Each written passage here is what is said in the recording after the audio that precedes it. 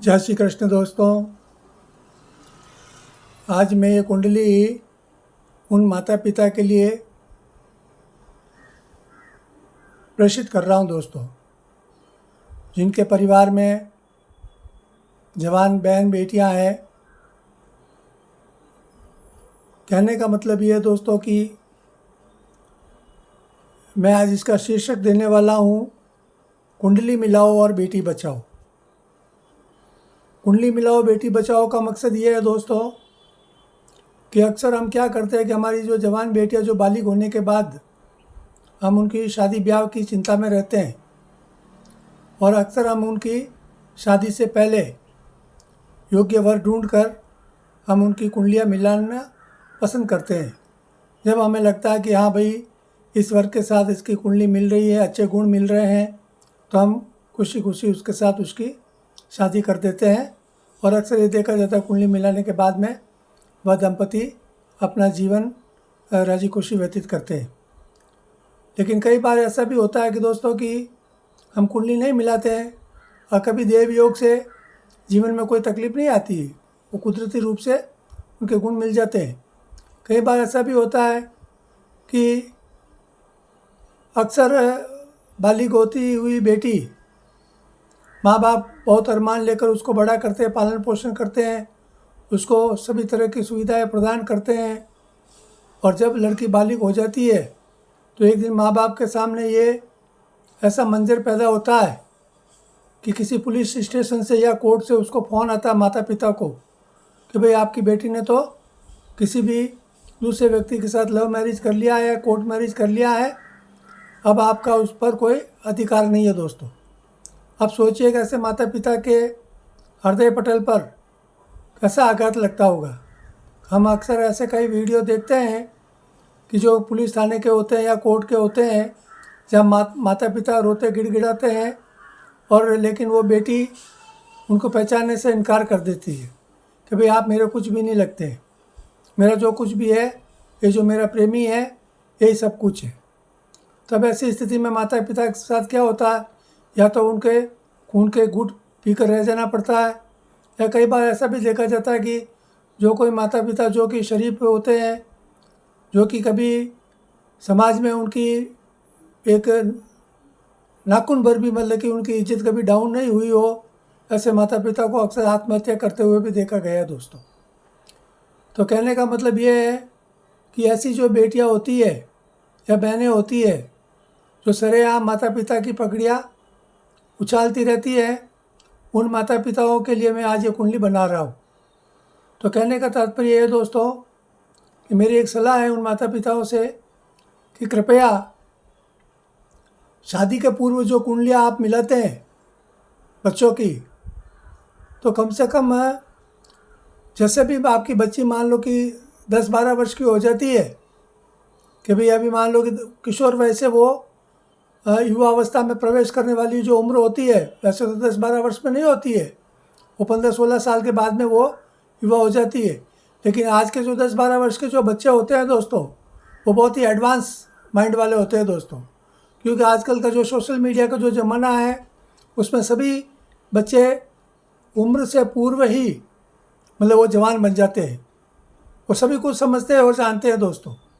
समाज में कहाँ क्या हो रहा है, क्या अनाचार हो रहा है, दुराचार हो रहा है, अच्छा हो रहा, बुरा हो रहा, सब उनको ज्ञात रहता है दोस्तों। क्यों? कि उनकी जो सोसाइटी है वो आजकल ऐसी है। सभी बच्चे आज मोबाइल युग में जीने वाले लोग हैं दोस्तों। तो मोबाइल एक ऐसी चीज़ है दोस्तों, उसमें अच्छी चीज़ें भी है और बुरी चीज़ें भी है। अब ये उससे इंडिविजुअल मतलब उसके ऊपर डिपेंड करता है कि हम उससे क्या चीज़ प्राप्त कर रहे हैं। तो अक्सर ऐसा देखा जाता है कि आज की जो किशोर पीढ़ी है, युवा पीढ़ी, यहाँ तक कि छोटे छोटे बच्चे भी हैं जो मोबाइल के बगैर रहना पसंद नहीं करते, वो भी जिद करते हैं, रोते रहते हैं। तो मेरा उन माता पिताओं से ये सलाह है कि जब भी आपके बच्चे 10-12 वर्ष के जब हो जाते हैं तो कृपया किसी योग्य पंडित से जाकर उनकी कुंडलियों का मैच मेकिंग करवा ले दोस्तों। मैच मेकिंग मतलब उनका अपनी खुद की कुंडली की, अपनी बहन की है, बेटी की है। कृपया उसमें ऐसे कोई ग्रह तो नहीं है कि आगे चलकर मतलब कि वो ऐसे कोई कदम उठा ले जिससे मतलब कि आपके परिवार की, ख़ानदान की या आपके माता पिता की पगड़ियाँ उछल जाए। तो मेरा कहने का मतलब कल वैसे मैंने इसके पहले लगातार 2 वीडियो डाले हैं, लव जिहाद पार्ट 1 और लव जिहाद पार्ट 2। उसमें मैंने अलग अलग स्थितियाँ ग्रहों की बताई है।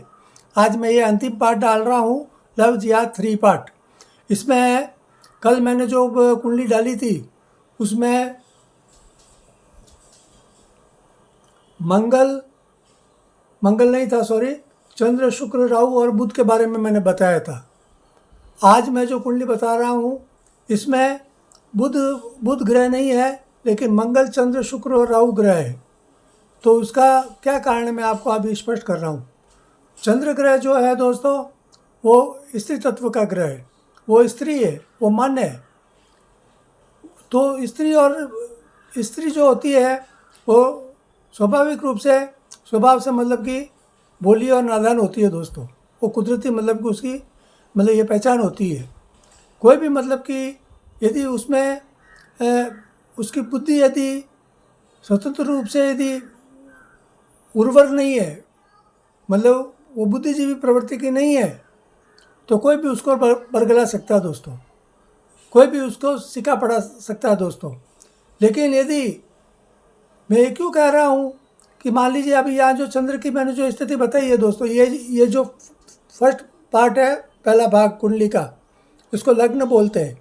लग्न का मतलब होता है ये किसी का भी मस्तक है, ये हेड है, ये हमारा जो दिमाग है वो ये चीज़ है, हमारा स्वभाव जो है वो ये चीज़ है, हमारा जो भी नेचर है। किसी का भी कुंडली में जो ये प्रथम जो भाव होता है वही उसका नेचर है, स्वभाव है, हेड है, सोचने की जो शक्ति है वो ये है दोस्तों। यदि यहाँ पर कोई अच्छा ग्रह है तो उसकी बुद्धि हमेशा अच्छी रहेगी दोस्तों। यदि यहाँ कोई बुरे ग्रह है या किसी अच्छे ग्रह के साथ में भी बुरे ग्रह बैठे हुए हैं तो फिर क्या होती है, उसकी वो बुद्धि, सोचने की शक्ति वैसे मिली जुली रहेगी दोस्तों। तो यहाँ जैसे मान लीजिए चंद्रमा यदि अकेला होता तो वह व्यक्ति मतलब बहुत ही कला प्रिय और उन्नत प्रवृत्ति का होता और इसमें कोई तकलीफ नहीं आती है दोस्तों। लेकिन जैसे ही यहाँ पर मंगल, राहु और शुक्र, मंगल भी वैसे स्वतंत्र होने से अच्छा होता है, लेकिन यदि वो किसी राहु और शुक्र जैसे ग्रहों के साथ बैठने से वो भी दुष्टता से लिप्त हो जाता है दोस्तों। वैसे मंगल यहाँ पर बैठने से वो कुंडली मांगलिक भी बन जाती है। और साथ में वापस राहु और शुक्र जैसे दुष्ट ग्रह यदि उसके साथ में हो जाए तो फिर सोचे 3 दुष्टों के बीच में यदि एक स्त्री या एक स्त्री फंस जाए तो फिर उसका क्या हाल होंगे दोस्तों। तो ये चीज़ समझने की होती है। तो ऐसे यदि कुंडली में मान लीजिए कि ये चारों ग्रह न हो, किसी की कुंडली मान लो शुक्र और राहु हो, या राहु और मंगल हो, या राहु और चंद्र हो, या मंगल और शुक्र हो, तो भी वो स्थिति बन सकती है। तब थोड़ा उससे प्रभाव थोड़ा कम हो जाएगा। तो ऐसे में क्या होगा कि वो हमेशा दुष्प्रवृत्तियों में ग्रस्त तो रहेगा, लेकिन उससे ज़्यादा वो नहीं बढ़ेगा। वो अपनी इज्जत मतलब कि अंदर ही अंदर रह जाएगी दोस्तों। कहीं कोई गलत काम हो गया लेकिन वो बार बात नहीं फैलेगी। लेकिन मान लो ऐसी इसमें कोई भी 3 ग्रह चंद्र के साथ है, जैसे चंद्रमा के साथ मंगल हो गया, राहु हो गया, या चंद्रमा के साथ शुक्र और राहु हो गया, या चंद्रमा के साथ शुक्र और मंगल हो गया, तो फिर ऐसे में क्या होता है कि मंगल एक ऐसा ग्रह है दोस्तों कि वो हमेशा इंसान को मतलब कि डेयरिंग करवाता है, वो हिम्मत करवाता है, वो अपनी सारी सीमाएं तोड़ने की मतलब की कोशिश करता है, वो अपने मतलब की मर्यादा को तोड़ने की 100% कोशिश करता है। वो फिर किसी के काबू में नहीं रहता, वो किसी का कहना नहीं मानता। तो ऐसी कंडीशन उस समय हो जाती है। तो ऐसी मान लो कंडीशन में यदि ऐसी कुंडली यदि किसी स्त्री की, बहन या बेटी की होगी तो फिर वो क्या करेगी, वो अपने माता पिता का भी कहना नहीं मानेगी। जब तक ठीक है वो बालिग नहीं, तब तक वो बच्चे हैं, तब तक तो वो आपके हिसाब से ही चलेगी। लेकिन जब वो बालिग होने को आएगी और जब उसकी खुद की बुद्धि काम करनी शुरू हो जाएगी तब वो क्या करेगी, ये जो राहु, शुक्र और मंगल जैसे ग्रह है वो उसको नेगेटिव सोच देंगे दोस्तों। वो उसको क्या करेंगे, वो उसको विरोधी बना देंगे, वो उसको विद्रोही बना देंगे। तो उससे क्या होता है, फिर अपना स्वतंत्र वो लेके फिर वो किसी प्यार और लव जिहाद के चक्कर में या प्रेम के दुष्चक्र में फंस कर वो हमेशा अपने स्वतंत्र निर्णय लेकर ऐसी स्थिति में वो माता पिता की पकड़ियाँ जरूर उछालती है दोस्तों। तो यह मैंने लग्न के बारे में बताया। वैसे ही कंडीशन, जैसे ये 7वां भाव पति पत्नी का है दोस्तों, तो यहाँ भी ऐसे ही योग है। तो फिर क्या होगा, ये मतलब जो अपने गुप्तांग होते हैं दोस्तों, योनि, लिंग है, पेनिस है, वेजिना है, उसका भी दोस्तों ये भाव माना जाता है। तो यहाँ होने से क्या होता है कि वो फिर उसको बोले हर समय उसकी प्रवृत्ति कामुक प्रवृत्ति रहती है, मतलब उसको हमेशा काम पिपासा से वो ग्रस्त रहता है। उसको हर समय सेक्स की मतलब इच्छा उसकी प्रबल रहती है, उसको कैसे भी करके सेक्स करने की प्रवृत्ति में वो लिप्त रहने की कोशिश करता है। तो ये कंडीशन भी ये 7वें भाव में यदि रहता है ऐसे ग्रह हैं, चाहे 2 हो, 3 हो, 1 हो, 4 हो, जो भी हो, तो ऐसी स्थिति में भी वो कंडीशन रहती है दोस्तों। तो ये सोचने की बात है। फिर ये छठा भाव है, ये जो रोग, शत्रु, व्यसन, कर्ज और मतलब कि ये उसका है।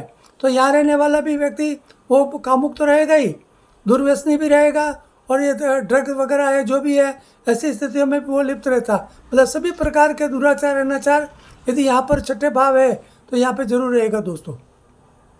अब रहा ये 8वां भाव दोस्तों।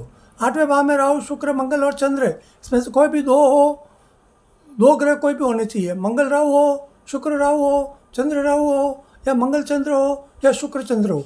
तो यहाँ भी ऐसी स्थिति में उनमें वो मोह शौक की प्रवृत्ति करेगा, और वो इतनी मोह शौक करेगा कि ये जो दूसरा भाव है, ये धन स्थान है दोस्तों।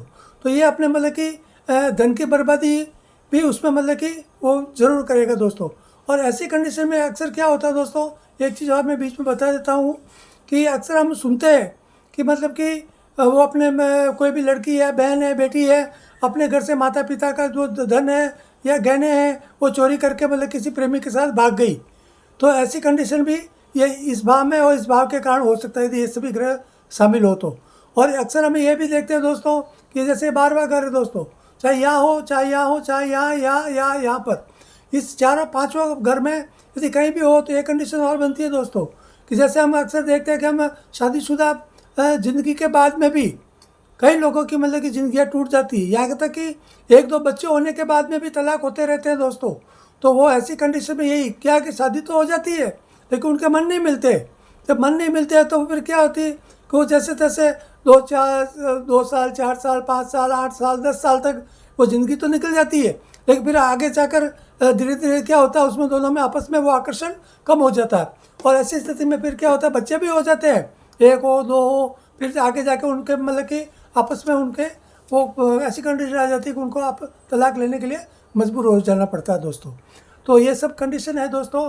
तो एक बार अंत में और निवेदन करता हूँ ऐसे सभी माता पिताओं को कि कृपया अपनी जो बालिग होने की दहलीज पर जो बेटियाँ हो रही है, कृपया उनकी जन्म तारीख या जन्म समय और सही नोट करके रखें घर में।